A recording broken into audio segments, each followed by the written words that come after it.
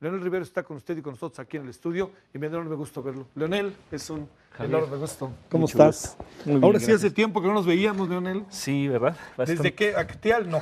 No, Fue- en bueno, Acteal, no, perdón, en Acteal yo no no, intervine, fue Atenco. en Atenco, En quise decir, en Atenco, San Salvador Atenco, y bueno, también con Patistán, con Alberto con Alberto, Patristán, ¿no? así Sí. es.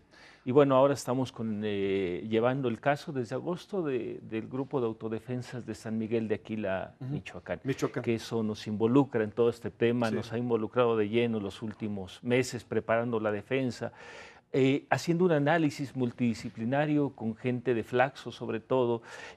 Una doctora colombiana nos hizo un dictamen que vamos a ofrecer como prueba para demostrar el estado fallido que existe en Michoacán y el estado de necesidad que lleva específicamente al grupo de autodefensa de San Miguel de Aquila a conformarse como tal. Como ¿no? tal. A ver, déjame plantearte, Leonel.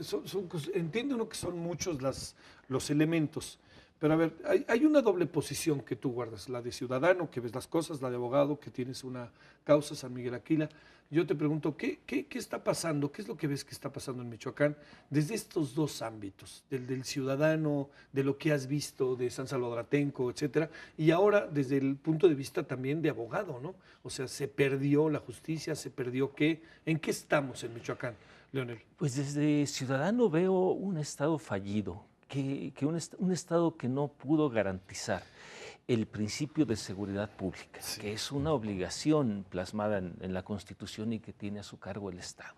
Entonces, cuando el Estado no es capaz de garantizar la seguridad pública a sus ciudadanos, pues entran en conflicto ese principio de seguridad pública con los derechos, unos derechos fundamentales también establecidos en la Constitución, como es el derecho a la vida, a la integridad, al patrimonio, en fin, a la propiedad.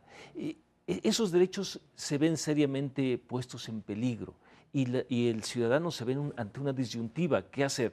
Preservar el principio de seguridad pública y por lo tanto no incurrir en un delito de autodefenderse, o bien defender su vida y a costa de vulnerar ese principio. Porque nosotros nos preguntamos de qué sirve preservar un principio de seguridad pública cuando, por ejemplo, no existirían ciudadanos al cuales aplicarlos Claro, y los por lo que asesinados, está ¿verdad? pasando, sí. Entonces, es una situación bastante grave.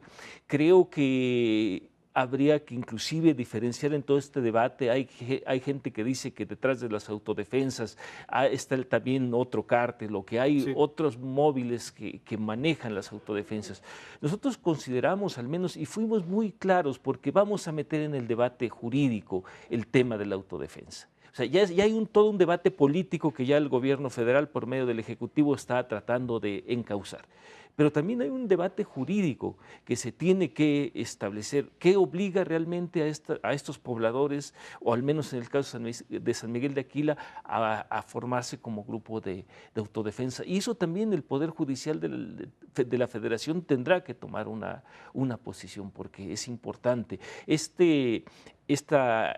Este nuevo camino para resolver el asunto no nada más tiene que ver con decisiones políticas, tiene que ver con decisiones económicas. Ha sido seriamente afectada la economía, pero también tiene que ver con decisiones jurídicas.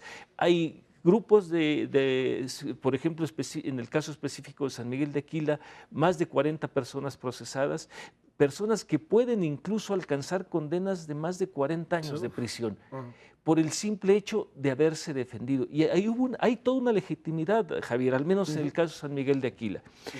Ellos se constituyen cuando el Estado ha sido omiso, cuando el Estado ha fallado, cuando han recurrido a las 3 instancias de gobierno solicitando que se les brinde seguridad pública y el Estado fue omiso. Ellos se arman, se defienden. Y bueno, entra el operativo militar y policíaco el 14 de agosto, y la prueba de la legitimidad de esa guardia es que el operativo fue limpio, en el término de que la guardia no se defendió y la guardia entregó sus armas. Ahora, la reacción del Estado inclusive fue desproporcionada. La gente está en un penal de alta seguridad, a más de 1.500 kilómetros de distancia de su comunidad, gente pobre que ni siquiera ha sido visitada por sus familiares, porque no solamente no tienen recursos, sino tienen que cruzar la zona de conflicto. Entonces, ha sido totalmente desproporcionado, pero además el Estado no resolvió el problema en Aquila. Después de que el Estado actuó, no solamente han muerto 3 personas, sino han desaparecido otro tanto de personas, y en las cuales el Estado no ha hecho nada por investigar. Y digamos, a ver, Leonel, en todo este proceso no has hablado con la autoridad. Es decir, entiendo que hay un marco legal, pero también hay un marco social, político, en el que se discuten estas cosas, y más con lo que está pasando ahora.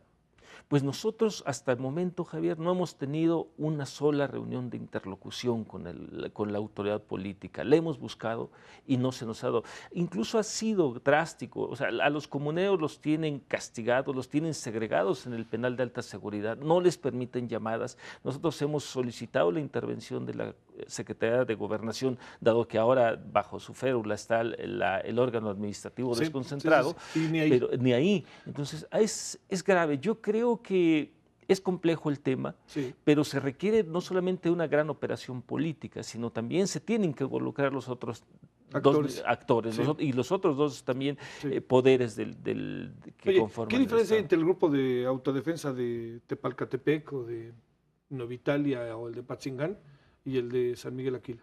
Bueno, en principio, si partimos de los postulados, todos estos grupos están señalando que su móvil ha sido armarse porque el Estado no ha sido capaz de brindarles la seguridad.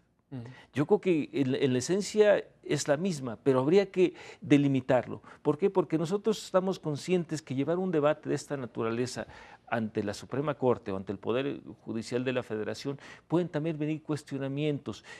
Tenemos todo el antecedente de Colombia, decir que de alguna manera nuestra posición de defensa está legitimando algo que es ilegal a la luz del derecho en sentido estricto, pero que en un sentido interpretativo y que tiene que ver con la excluyente de responsabilidad del estado de necesidad, de no se le puede exigir otra conducta a una persona que está, digámoslo hipotéticamente, con una pistola en la cabeza, ¿no? Claro. Entonces, esa es una situación que específicamente para este caso tendrá que determinarlo el Poder Judicial. Nosotros no podemos afirmar que este estado de necesidad es aplicable a todos, porque entonces... Sí, claro, digamos, pero el de San Miguel queda más que claro lo que queda pasa. Más que claro, sí. A ver, ahí está mucho la presencia de los caballeros templarios. Sí. Por supuesto. La comunidad indígena tenía, por concepto de regalías, un pago que le hacía la mina, Ternium, cada mes. Tenían que entregarle a los caballeros templarios 800,000 pesos mensuales. No. O sea, era una cuota.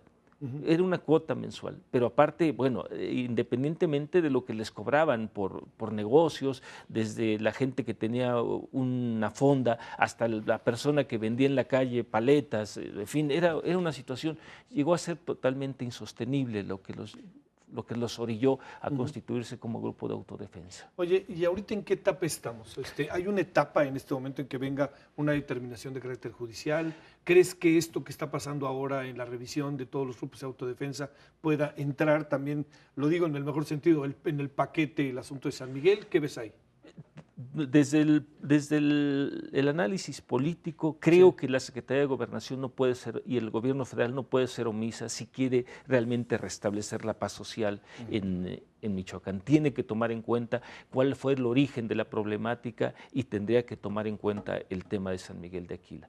En términos jurídicos, nosotros hemos establecido esta discusión ya ante el Poder Judicial de la Federación por medio de un recurso de apelación en contra de los autos de formal prisión. Y bueno, en este momento, pues hablando en términos deportivos, pues la pelota está en la cancha del Poder Judicial, de la Federación. ¿Y habrá pronto alguna determinación pues en términos marcados jurídicamente o no? Nosotros consideramos que puede ser en febrero, principios de marzo. Sabemos que es un tema complejo ponerle un desafío de esta naturaleza al Poder Judicial de la Federación, pero finalmente también como órgano rector de la Administración de Justicia a nivel federal le toca decidir si tenemos o no tenemos la razón. Oye, ¿cuántas personas están detenidas, Leonel? En el caso de San Miguel de Aquila están detenidos 22 personas y 19 están gozando de libertad bajo caución.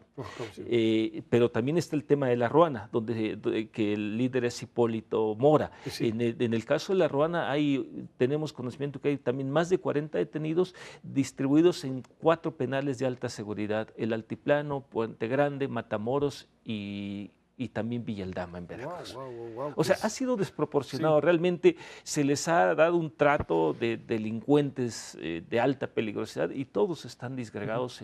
Oye, de los detenidos en el caso de San Miguel, que es el que tú más sigues, además de La Ruana, pues, ¿cuántas mujeres estarán detenidas? ¿Todos son hombres? Todos son hombres. En el caso de La Ruana también. También todos son hombres. Pero los que están bajo caución, sí habrá algunos ahí que puedan ser mujeres No, eventualmente. no, en el caso de Aquila todos son hombres. Hombres. Hombres, Ajá. así es. Y las mujeres y las familias vueltas locas, León. Así es. Y bueno, Sí, pues muchos fuera de San Miguel, con amenazas, Sí, en fin, es una situación bastante compleja la que se está dando en Michoacán. A mí me llamó mucho la atención, yo estuve el lunes allá y en el trayecto que hice de Morelia a Uruapan, ninguna sola patrulla encontramos. Entonces es una situación, se decía cuando llegamos a Uruapan Sí, que estaban estaban y que estaban a punto de llegar los Exacto, grupos. ¿Sí? sí, así es. Y nada. Y nada.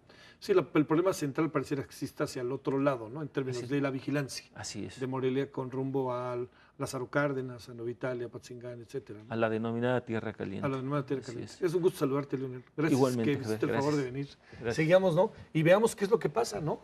Sobre todo con estos dos casos. Sí, así es. ¿No crees que hay una especie como de momento, por decirlo de alguna manera, que podría encontrar salida a San Miguel Aquila?